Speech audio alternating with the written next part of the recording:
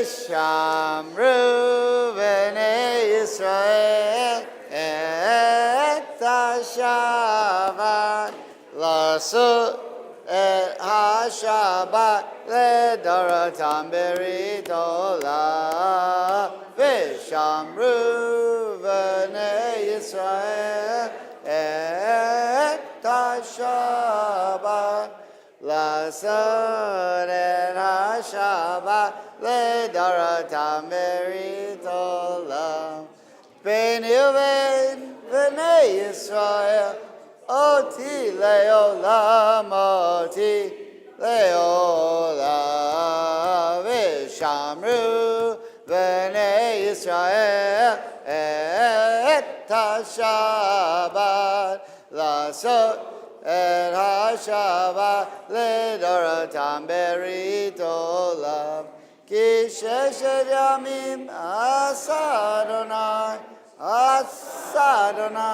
Es HaShamayim ve'et ha'aretz v'shamru v'nei Yisrael et HaShabbat Lasot et HaShabbat ledorotam berit olam Uvayom hashvi Shabbat v'nafash Shabbat v'nafash Shabbat v'nafash V'shamru B'nei Yisrael et HaShabbat Lasot et HaShabbat Ledorotam Berit Olam Baruch atah Adonai Eloheinu melech haolam borei peri hagafen.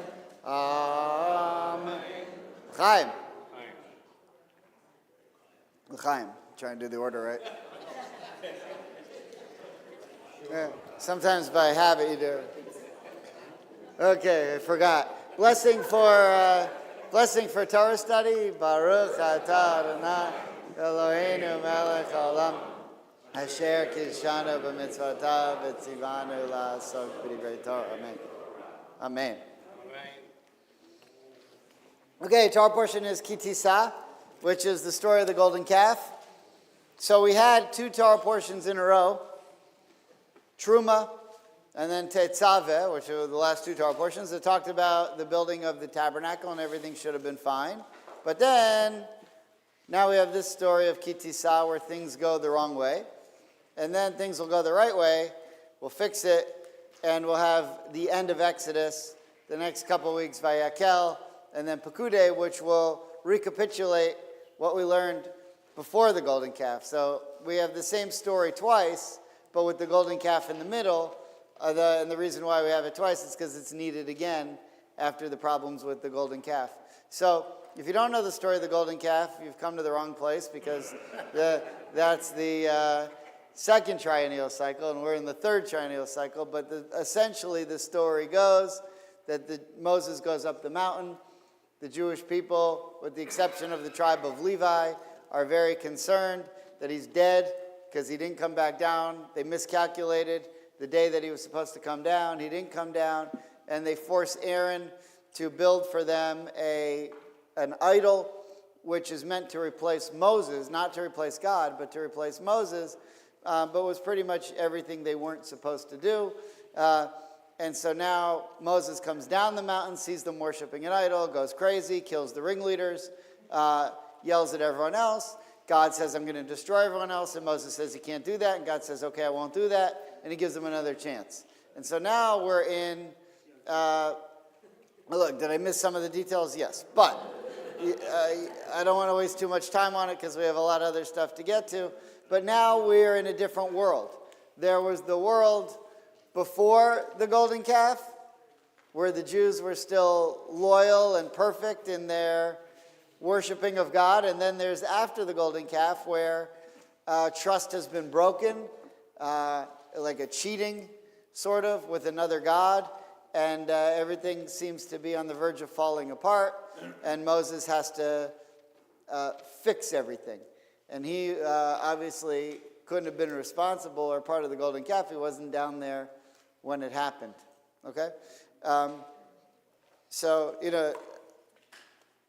that's where we are so far. In the meantime, we got the 10 Commandments already. A few Torah. By the way, Bobby Schatzman's back.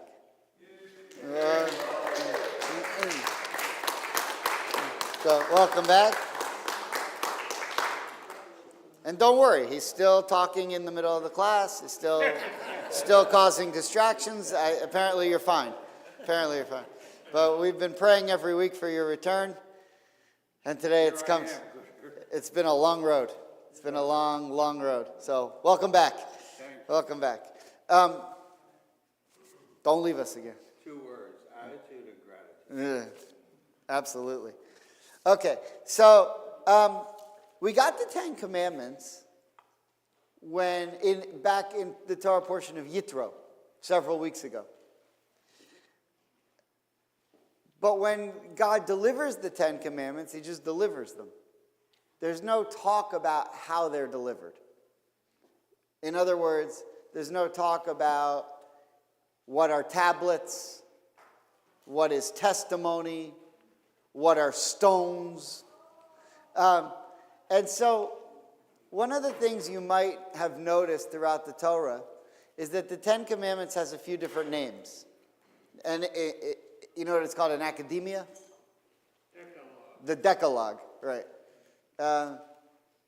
If you go to Hebrew Union College or Jewish Theological Seminary, it's called the Decalogue. If you go to any other rabbinical school from the time of Moses up until the opening of the Jewish Theological Seminary or Hebrew Union College, it was called the 10 Commandments or Asara Dibrot. But it's also, in the Torah, there are a few other names. Sometimes it's called stone tablets with the word avanim, right? Luach avanim, tablets of stone. Sometimes it's called luchot habrit, the tablets of the covenant. And sometimes it's called luchot edut, the tablets of testimony. So there are 3 different names that the Torah uses to refer to the 10 Commandments. And so you have to ask the question, why? What is the difference between the words testimony and covenant? And what's the purpose sometimes of telling us that they're on stone? So we'll get to all of that. Now, the other thing about the 10 Commandments is, why is it tablets plural? Would it have been that difficult to get all 10 tablets on all 10 commandments on one stone? Now, it would have hurt Mel Gibson, Yimach Shemo. It would have hurt Mel Brooks. Because, that was a big part of his career. Was, there were 15, then there were 10. If there were just one, none of that would have worked. There are 2, then, these are the 20, it wouldn't have been as funny. But why couldn't you put all 10 why couldn't you put all 10 commandments on one tablet? If you just adjusted the font, you could do it. So there must be a reason. There must be a reason why 2. And with all due respect to Mel Brooks, there must be another reason why not 3. Why 2? So I've asked a few questions. Why do the 10 Commandments have a variety of names in the Torah? Why are sometimes they called the tablets of stone? Why are they sometimes called the tablets of testimony? And why are sometimes they called the tablets of the covenant? Luchot Abrit. And why are there 2 of them? But here's another question. So I'm just going to tell you the answers, because there's no way you know them. So, what's so great about the 10 Commandments?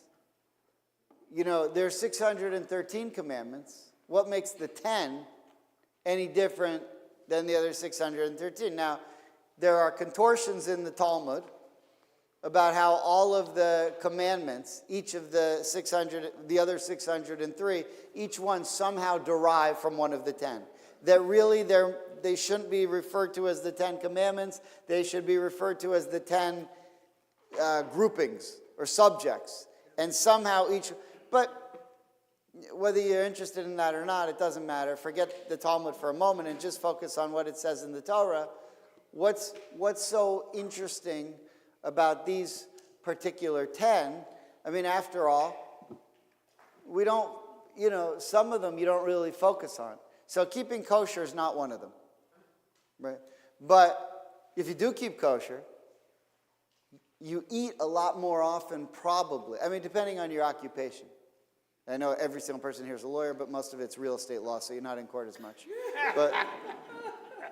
But I mean, how often do you give testimony in court? I've never given testimony in court. Never. But it's the 9th commandment. Do I really need to focus on that one every day? I eat 27 times a day. Shouldn't maybe watch what you eat, keep kosher, be on the 10 commandments? That's something that I need a lot more.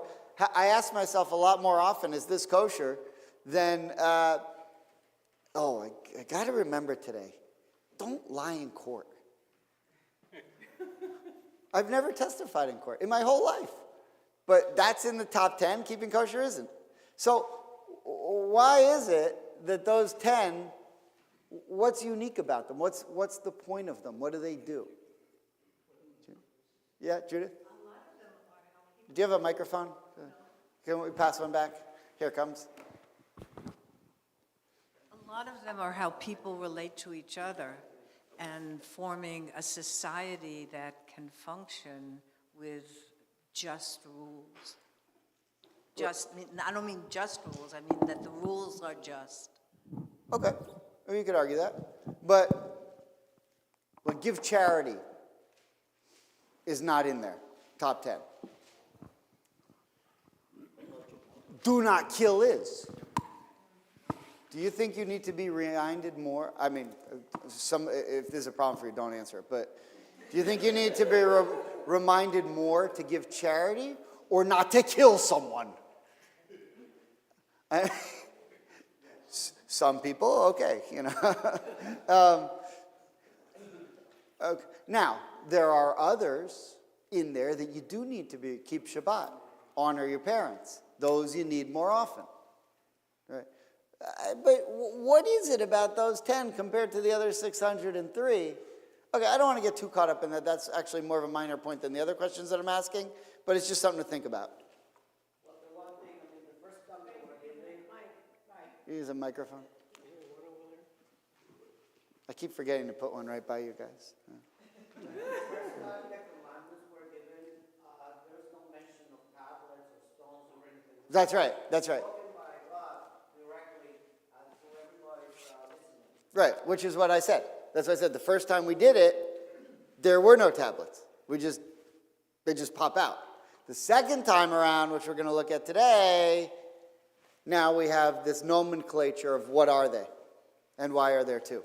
So these are like basic commandments for society to function, as opposed to what comes later on Mishpatim, that are rules that you need. Very good. Okay, you're on the right track. You're on the right. Very good. Okay, you're on the right track. Wrong train, but right track. Okay, so let's begin. Chapter 34, verse 10. We're in Exodus chapter 34, verse 10. If anyone has it in Plow, if you could shout out the page number. 659. 659. If you have, okay, Norman, are you ready? Verse 10. God said, I hereby make a covenant. Before all your people I will work wonders as have not been wrought on all the earth or in any nation. And all the people who are with you shall see how awesome are the eternal deeds which I will perform for you. Mark well what I command you this day. I will drive out before you the Amorites, the Canaanites, the Hittites, the Perizzites, the Hivites, and the Jebusites. Beware of making a covenant with the inhabitants of the land against which you are advancing, lest they be a snare in your midst. No, you must tear down their altars, smash their pillars, and cut down their sacred posts. For you must not worship any other god, because the Eternal, whose name is impassioned, is an impassioned God. You must not make a covenant with the inhabitants of the land, for they will lust after your gods and sacrifice to their gods and invite you, and you will eat of their sacrifices. And when you take wives from among their daughters for your sons, their daughters will lust after their gods and will cause your sons to lust after their gods. You shall not make molten gods for yourselves. You shall observe the feast of unleavened bread, eating unleavened bread for 7 days, as I have commanded you. At the set time of the month of Abib, for in the month of Abib you went forth from Egypt. Okay. So where did you get to there? 19. Okay.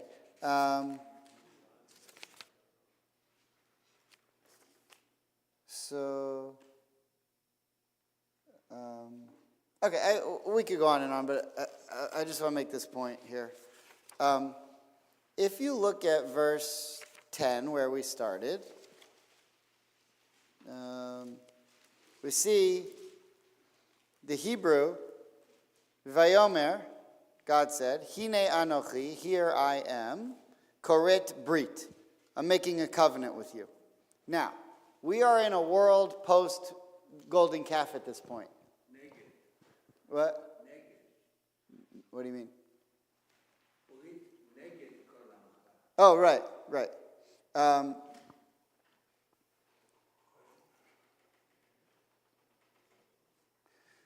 Which here it means, it can mean against. Here it means opposite, right? Opposite of. But what does Rashi say? Nothing. Okay. We're making the covenant here, which should be interesting, because this is now the covenant between God and the Jewish people. The problem is, we already made the covenant. The covenant already exists. This is a new covenant. Why do we have a new covenant? Because the world just changed. What was the last covenant for? The last covenant for was an ideal world. Before the golden calf, this is a covenant now after the golden calf. Clear so far? Okay. So, I want to hang on to that for a moment and come back to that. But keep this in the back of your mind. We just looked at the covenant that God is now making with the Jewish people. That's verse 10. Then everything else that Norman read were the parts of the covenant that we're getting again. We already, remember in Yitro, we got the 10 Commandments already? We already had that covenant? That was it. That was the covenant. Now we're getting it again. All we need to know so far is get the covenant, get the 10 Commandments, golden calf, the world changes, relationship between God and the Jewish people changes. Now, chapter 34, we get a new covenant. That's all we need so far. Clear so far? Okay. Yeah. Is it a new covenant entirely, or is it just a repetition of the old covenant? We'll get to that. But hold that. I don't want to give it away. I still have 36 minutes. I don't want to give away all my cards. But you're on the right track. Norman? To verse 17, there's a reference to molten gods. Molten means melted. Melted item is without form. So how do we know it was a form of a calf? How do we know? Well, the Torah tells us, out popped the calf. But then it's not molten. What? So here's what happened. They threw the gold in the fire, and what came out of the fire whatever the fire did to the gold was in the form of a calf. Now, if you remember, I know we've talked about how this happened. Actually, the bar mitzvah student this morning is going to be talking about it as bar mitzvah. But you had the Eruv Rav. The Eruv Rav were those Egyptians who left with the Jewish people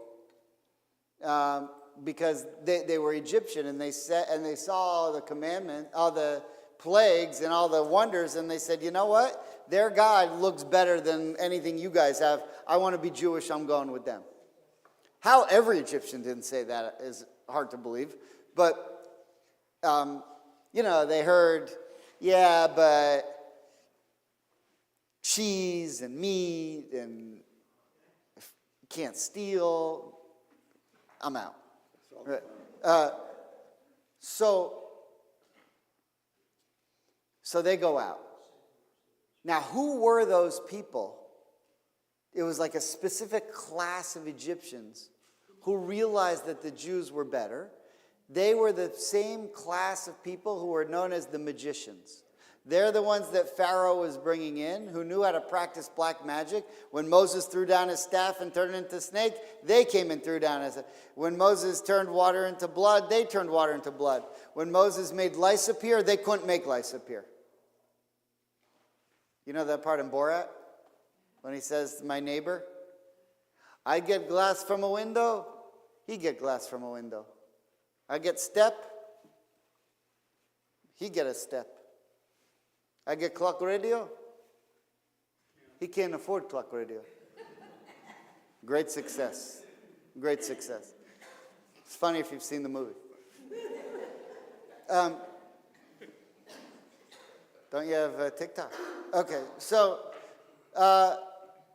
when it got to the lice, the magician said, we can't do microscopic. That's beyond what we can do. And at that point, they started to believe in the God of Israel.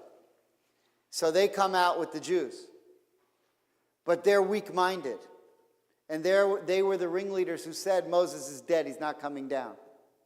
So they got everyone, they convinced everyone, and they got the gold, and they threw the gold into the fire, and they said they did their magic spells. They could do magic. That was their thing. They're called the Khartoumim. And they did magic.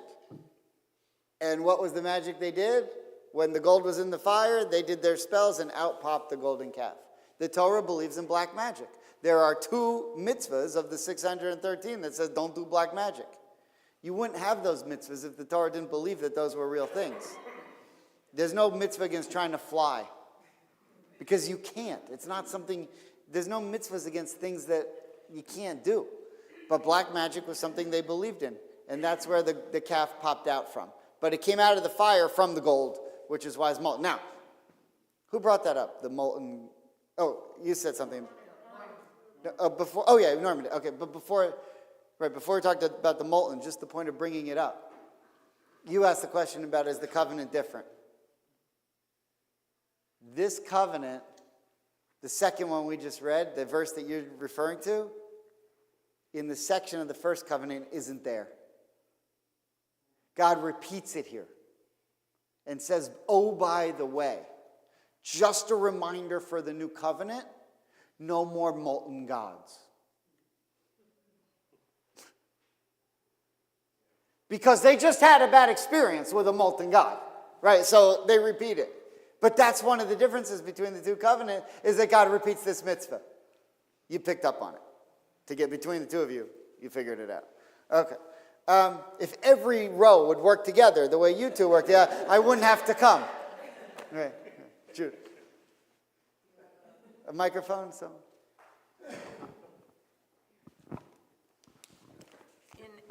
In Exodus 34, I don't know what number it is. It says, carve 2 tablets of stone like the first, and I will inscribe upon the tablets the words that were on the first tablets, which you shattered. So how is the second one different? The tablets themselves, well, they were. The words on the tablets were not different. But that section, the whole section of Torah that we read that is the covenant, is different than the first time we have it. How do I know this is a covenant? Because of verse 10. Right, verse 10 says, where is it?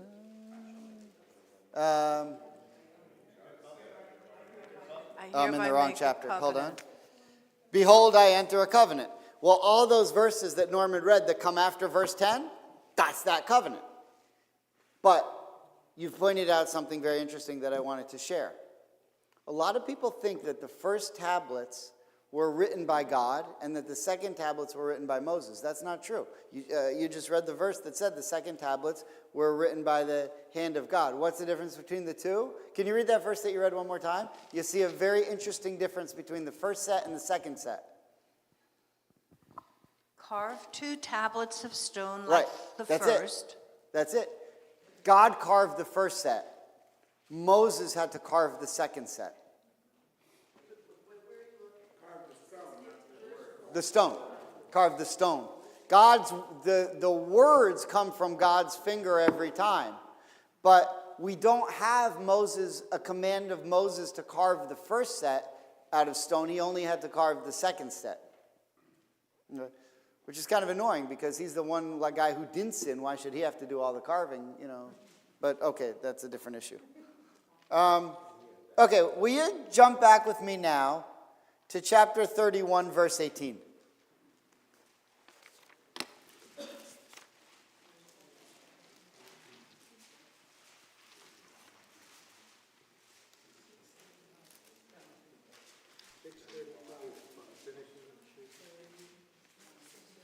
$6:35.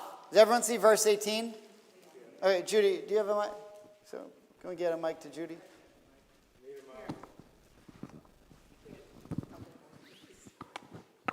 For $100,000, I can make sure there's a mic just at your seat for for every class. But we can't write your name on the mic. It's got to be central placking. But if you give me $1 million, I'll put your name on the mic. All right. When he finished speaking with him on Oh, Mount hang on. Sinai. So, does everyone see we're on 31:18? Sorry. Okay. Sure. When he finished speaking with him on Mount Sinai, he gave Moses the 2 tablets of the pact, stone tablets inscribed with the finger of God. Okay. So, if you're reading that in English, he gave to Moses, when he finished speaking with him on Mount Sinai, 2 tablets, right? So we know that there are 2. But here, if you look at the Hebrew, Shnei luchot ha'edut. Anyone know what an aid is in Hebrew? Good. An aid is a witness. Anyone ever been a witness signing a ketubah? Yeah. If you've ever signed a ketubah, you have 2 people sign a ketubah. Okay? That's called Shnei edim. Shnei 2, edim, witnesses. Now, so the first thing we're saying that verse 18 tells us is luchot. Luchot mean tablets. Luach is a tablet. It also means calendar in modern Hebrew. But here in biblical Hebrew it means the tablets. Edut. Edut simply means testimony. Now normally we call them the tablets, either the 10 Commandments or the Luchot Habrit, the tablets of the covenant. But here it's called Luchot Edut. And if that wasn't enough, then you see Luchot Even. What's Even? Stone. Now, you know what you place on, what Jews place on tombstones or markers? An Even. Why an Even? Because it's an acronym. Even. The Aleph stands for Abba or Ima, right? Mother or father. The Bet stands for Ben or Bat, son or daughter. And Nun stands for Neched or Nechda, grandson or granddaughter. The stone is what links generation to generation. That's why the next generation puts stones on top of a marker. Shkoyach. So, look, there's also, we don't put flowers outside of Israel because it used to be, a long time ago, Jews were forced to bury their dead in cemeteries that had non-Jews. And because non-Jews brought flowers, you might confuse a Jewish grave for a non-Jewish grave. And so that you didn't do that, Jews stopped bringing flowers, so you would know that it was a Jewish grave. Because after a while, like the markers, if you ever go to an old cemetery, you can't tell who's buried there, because the markers fade and stuff. Not today, where they're cut with, lasers and, stuff. Okay. But what we have here is two ideas. The luchot are they're first called, my translation says the tablets of testimony. Did you say tablets, or tablets of the pact? Pact, testimony, okay, either way. But then it also says, it calls them something else. Stone tablets. Why stone? Because the guy who endowed them was Mr. Stone. Right? No. That's why, he's a member here, yeah. That's why you have the stone chumash in Art Scroll, but it's a different stone. Pretty heavy to carry around. Right, very heavy. Now, why stone? What does stone have to do with anything? I brought you if you look on the sheet, the first source is the Bechor Shor. Bechor Shor was one of the Tosafists. You know what a Tosafist is? So if you ever look at a page of Talmud, the middle section is the Talmud, and one side is Rashi, and the other side is Tosafists. Who are the Tosafot? Rashi's students, which means that we're talking about essentially the 11 and 1200s, mainly in France, but some in Germany as well. And the Bechor Shor was one of them, Rabbi Yaakov of Bechor Shor. And he says, stone moisture. Why stone? Because stone is something that rot has no control over, meaning the idea of the stone is meant to be that these are forever. Right. And people said to Moses, forever. You think in 3,000 years people are still going to know what the Ten Commandments? Yeah, it worked. Stone is good. Okay, it worked. So very simply, the idea of having it in stone would be something that would last forever. Do we still have the first Torah that Moshe wrote on animal skin? We don't know where it is. Well, we know where the tablets are. They're in the Ark of the Covenant, which if you went to the Torah study, the lunch and learn when I taught where they are, you know where they are. If not, I do a different class every time. All right.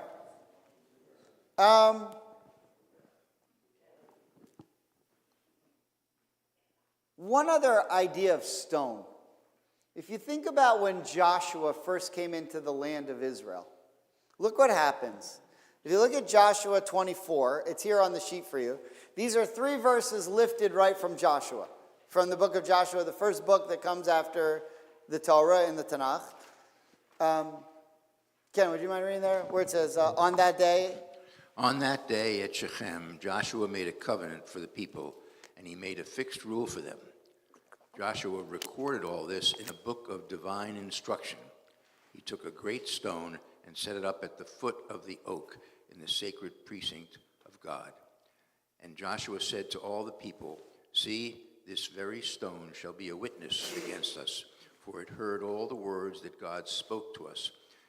It shall be a witness against you, lest you break faith with your God." Okay, so why that's interesting is because there you see what Joshua did is the same thing that we had in the verse we just read in verse 18, a connection between a stone and a witness.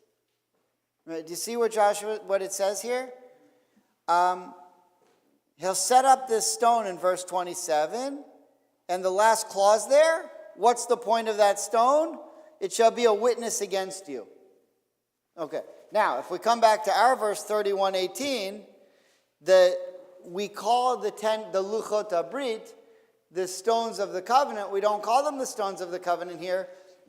We call them the tablets of testimony, of witness, testimony of stone. So there's a connection here that we see in the Torah that Joshua later plays out when he comes into the land of Israel, a connection between stone and witnesses.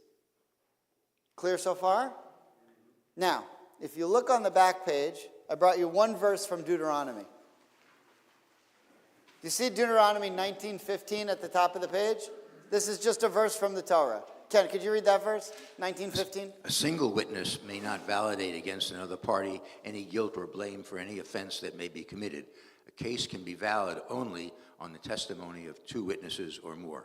When you're giving testimony in court, in a Jewish court, if one person came and said, I saw this guy kill this guy, that's nothing.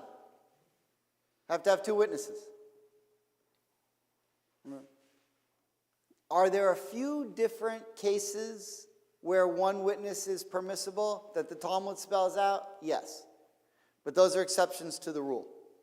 Almost entirely, because of verse 19:15, you need 2 witnesses. And if you've ever been to a ketubah signing, you know you need 2.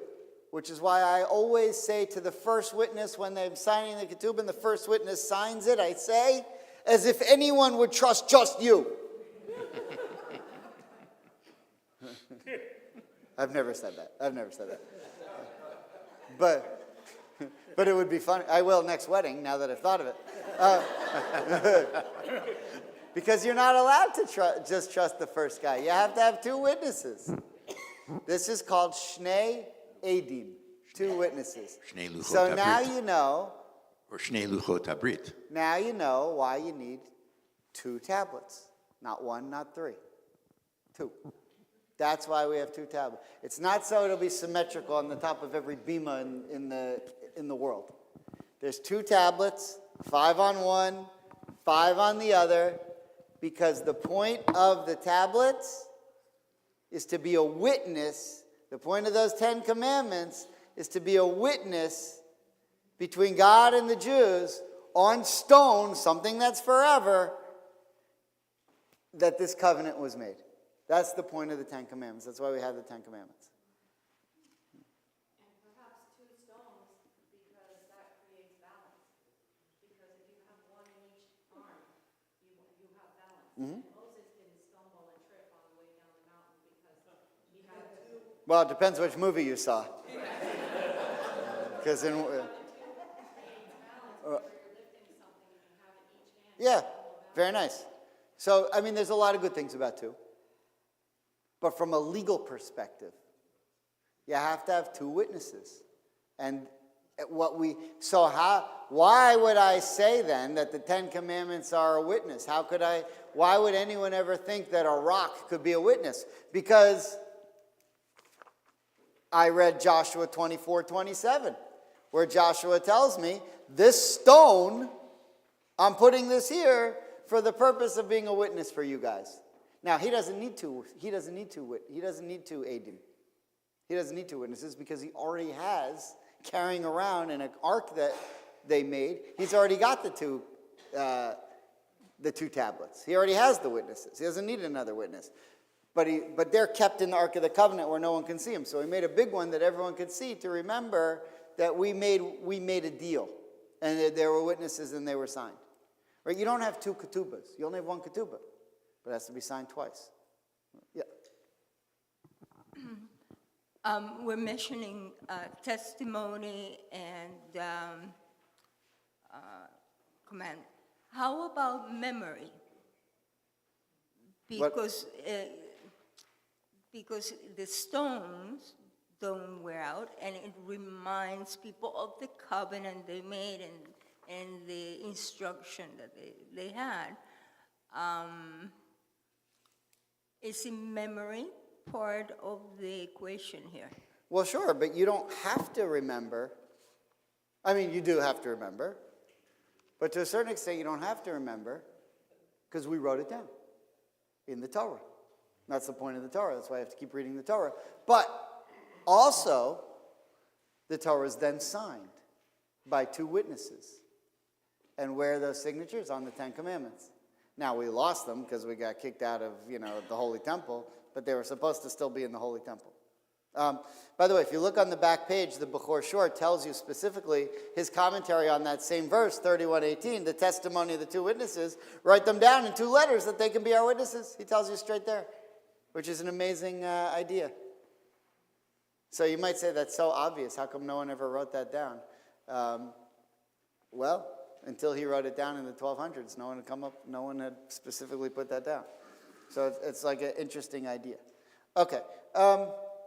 Boy, there's so much more to get to. I just want to show you. Did I bring it? Yeah, I did. Okay. How does the Torah end? How does the Torah end? You don't have to answer that. I brought it for you. If you look on the middle of the first side of the sheet, I brought for you the last 3 verses of the Torah. The last 3 verses of the Torah. Now, why did I bring those? Because they talk about what we're talking about, where they indicate what we're talking about. So, Genya, would you mind reading where it says Deuteronomy 34, 10 to 12? And Moses wrote. No, never again. It's on the sheet, the middle of the sheet.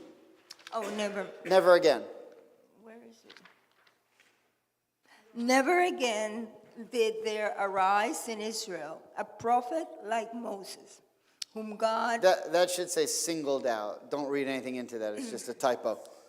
Whom God singled. Because, I have to go back and... singled out face to face. Why that? Because I have to go back and make sure that it doesn't say God anywhere. So I have to put the dash in case any of you ever throw this paper out, God forbid.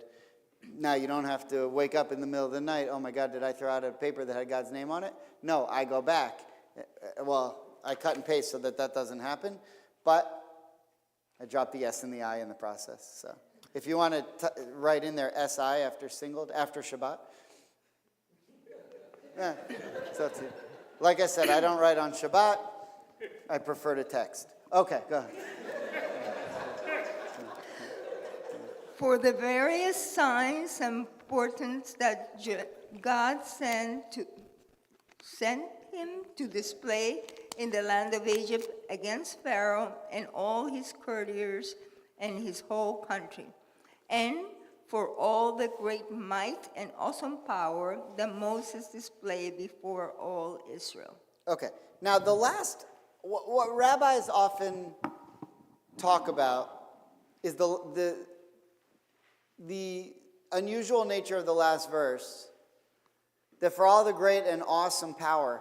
If I was going to wrap up the Torah and talk, and that the point of the Torah is a covenant between God and the Jewish people, and I say, all the great and awesome power of Moses.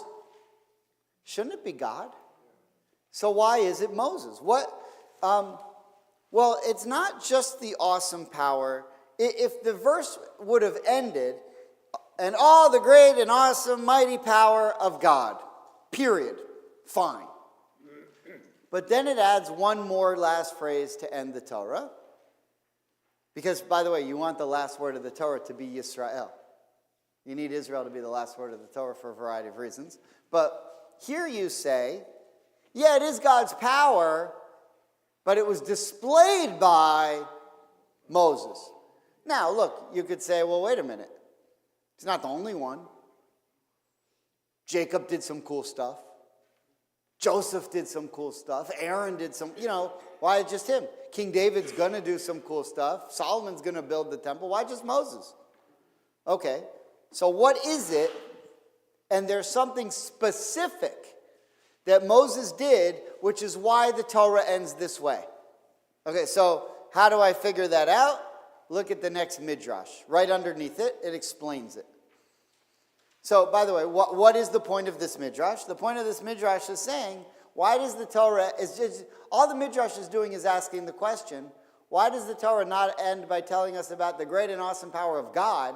Why does it end by telling us the great and awesome power of Moses? That's just the question they're asking. And here's their answer. Annabelle, would you mind reading the Sifrei? Sifrei Dvarim Piskva. Oh, yeah, that's another. There should be no V. It's just Piska. I don't know where that V came in. This is a mess today. Okay. Rabbi Elazar says, in all the signs and the wonders, in Egypt and at the Red Sea. Okay, so if you look at verse 12, if you look at verse 11, where it says, for the various signs and portents, that it's in the land of Egypt, that specifically means what happened in Egypt, meaning the 10 plagues, and the splitting of the Red Sea. Okay, so that's what, so far we have an allusion to the 10 plagues and the Red Sea. Okay. And whence do we derive what occurred at Mount Sinai, from, and in all the strong hand. And whence do we derive even what occurred in the desert? From, and in the great awe. Okay, so in other words, what he's saying is that refers to verse 12 where it says all the great might means getting the Torah at Mount Sinai, and the awesome power means all the miracles that happened in the desert. But now look what happens. And whence, Annabella? And whence do we derive even the breaking of the tablets? So now all of a sudden he says, you know what one of the great things Moses did? He broke the tablets. We say, what? That's one of the great things that he did? Okay, let's see what it says. It is written elsewhere, and I broke them before your eyes. And here, that Moses wrought before the eyes of all of Israel. Okay, and Rashi said, the way that Rashi ends his commentary on the Torah is a very famous phrase, Yishar koach sheshibarta. You know, Moses, you did the right, God has said to Moses, you did the right thing in breaking the 10 Commandments the first time. What would have happened if the Jewish people accepted the 10 Commandments right after Moses broke them? They would have been in violation of the 10 Commandments, and they would have deserved the death penalty because they built an idol. And God, if Moses didn't break them and they would have accepted them, God then would have had to kill them all. Because they said, here's the idol we built. Yes, we accept those that we've never built any idols and we won't build. Oh, wait. So the fact that Moses breaks them before they accepted them means, yeah, they built an idol. But they never agreed not to. I mean, they did, but not by 2 witnesses. So it didn't count. And what happens? They're forgiven. Because there's no 2 witnesses. Judith? I thought Moses was punished for breaking the tablets by not being, I thought Moses was punished for breaking the tablets by not being allowed to go into what was going to be Israel. No. He was punished for hitting the rock instead of speaking to the rock. That's a different incident. In this case, Moses did a few things that God didn't tell him to do. One of them was divorcing his wife, or separating from his wife, which God never told him to do that, and he did it anyway. And the reason why is because when they gave the Torah, God said, separate from your women for 3 days, because in 3 days you're going to talk to God. And so you need to be pure and not have any contact with a woman. And for all of Israel, that meant 3 days. But what Moses said is, I talk to God every single day. That must mean I'm not allowed to have any contact with a woman. And he divorced his wife. And there was one other thing that he did. I can't remember exactly what it was, that God didn't tell him to do. And God said to him, I didn't tell you to do these things, but even though you did them, it's fine. Yeah, I don't know if that's the other one or not. But he was a bad guy. Yeah, he was a bad guy. He was beating the Jew. Okay, so after all of that,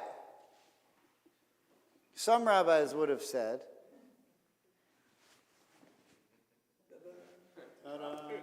but I got 7 minutes left, and I got a little bit more material. So here's what I want to show you. Okay, well, there's 2 more things. If we were to go through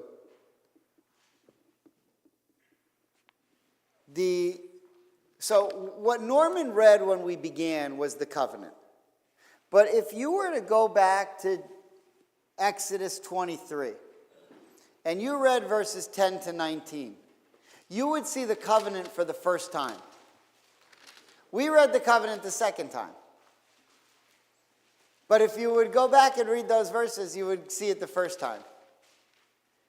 Now, someone mentioned something about Mishpatim before. I forget who it was. Someone said something about, I can't remember who it was. Victor, okay. What did you say about Mishpatim in the beginning? You made a good point that I didn't want you to make then, but I was waiting for you to make now.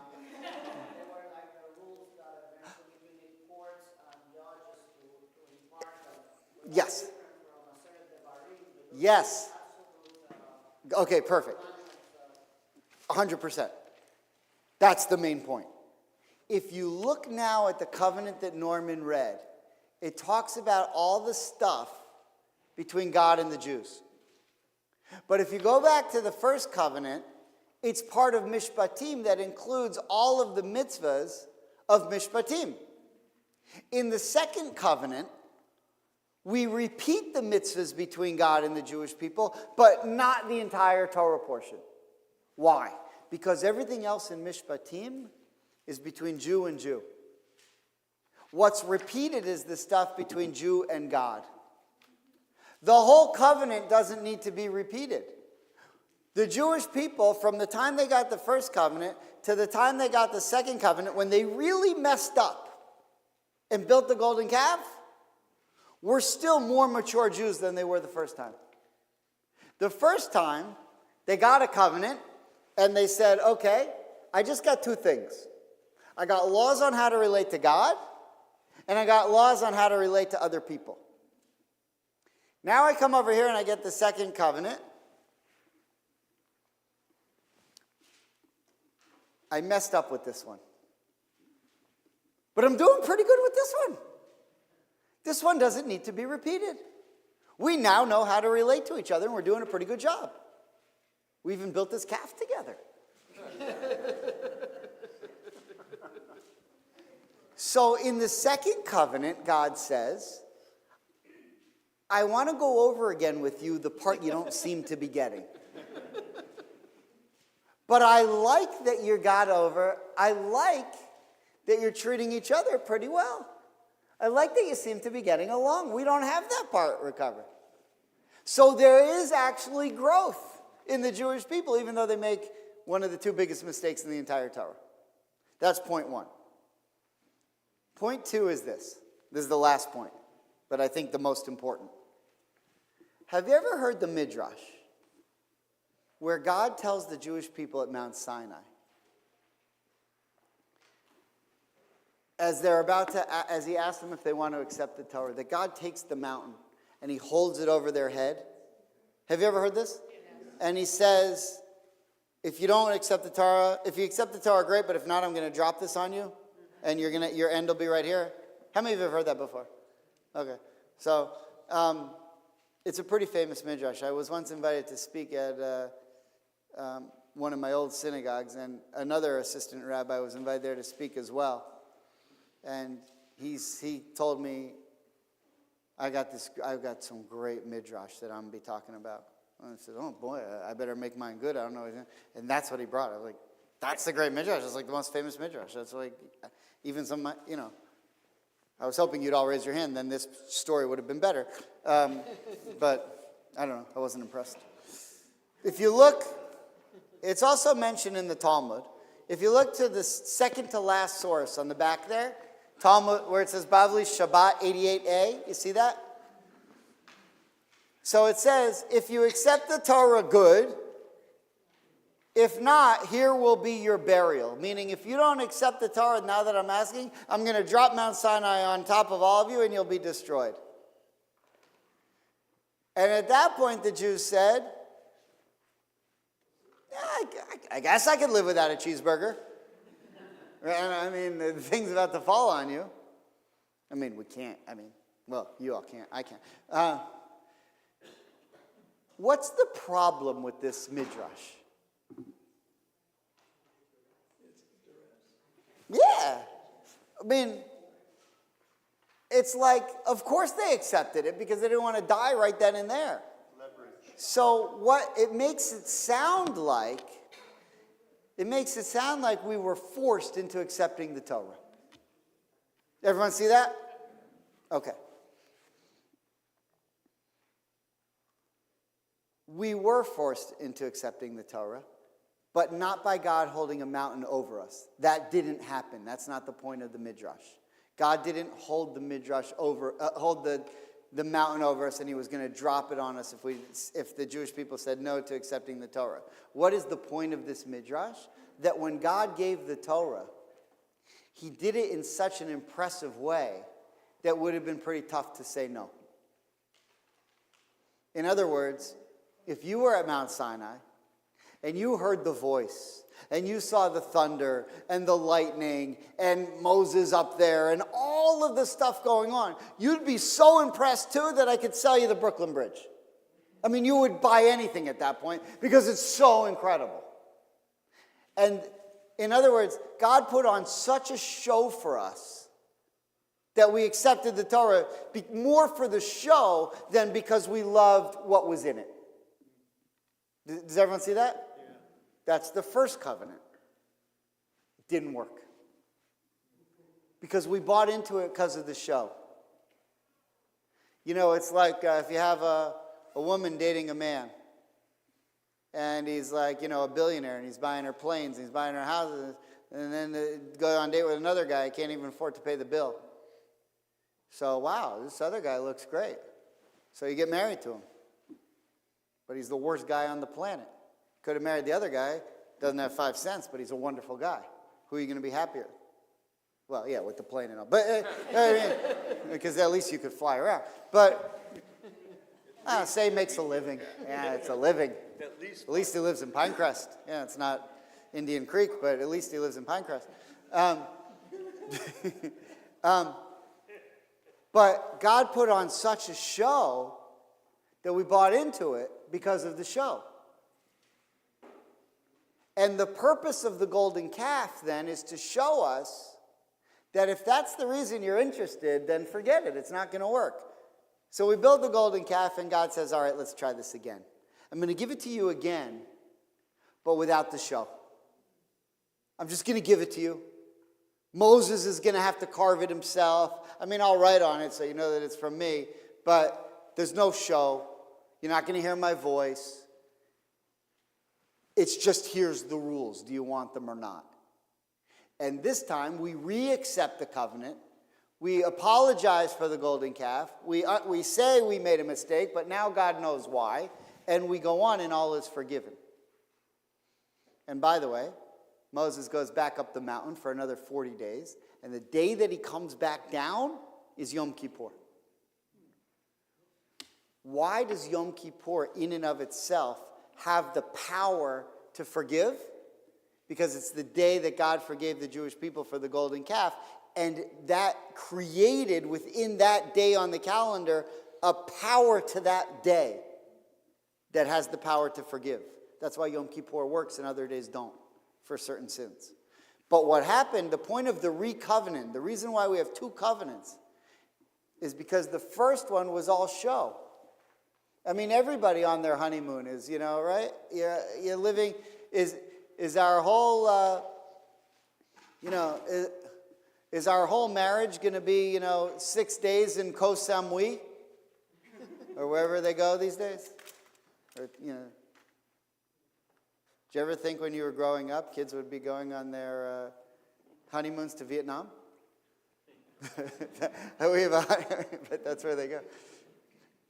Apparently it's nice. Nicer now than it was maybe 50 years ago.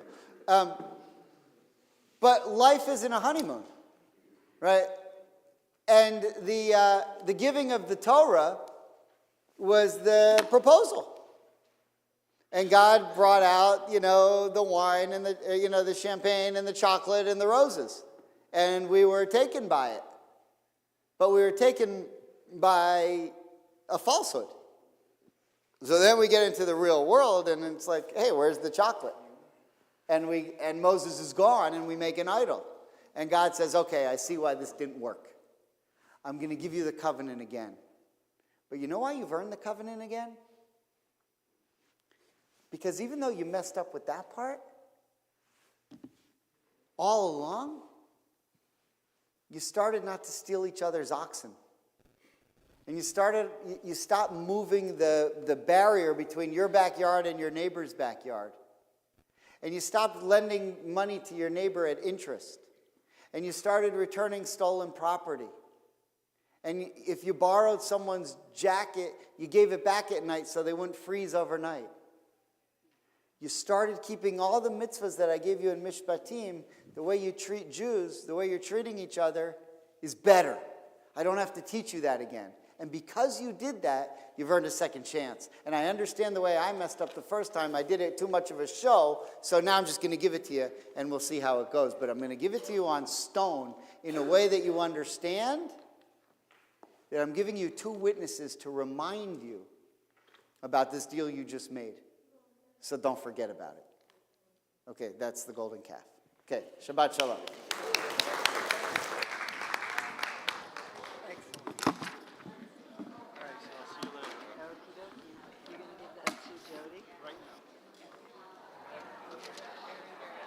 Bye, Joe. Very nice. Play well. Is he playing? I don't know. He usually does, isn't he? He's not?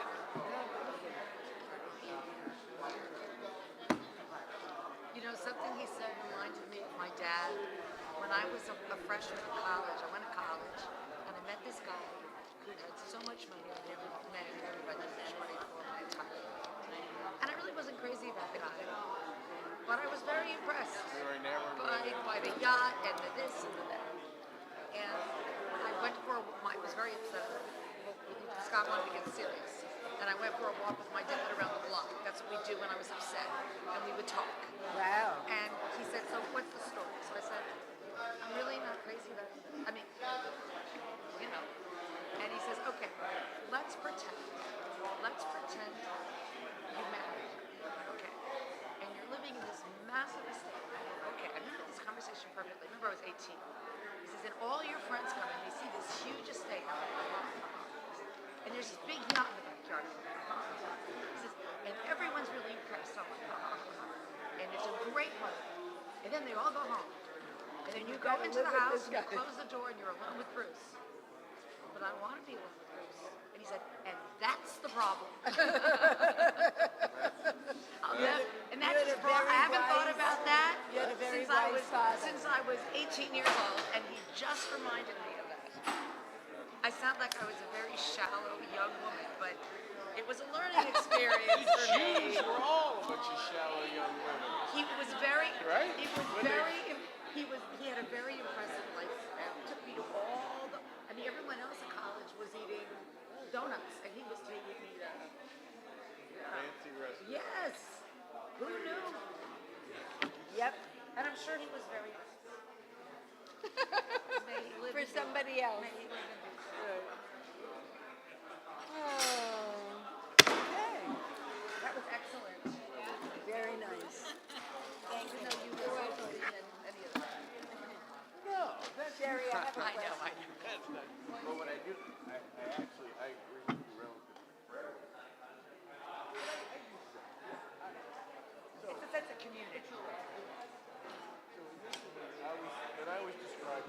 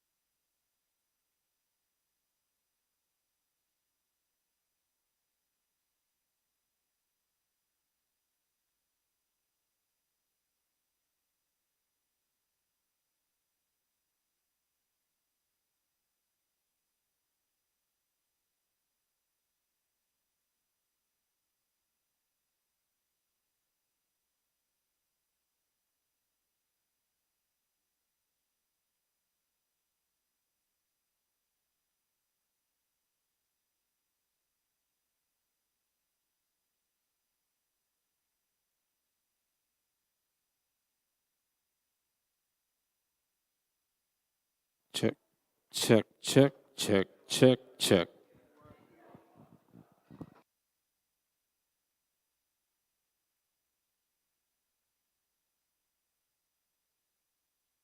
Check, check,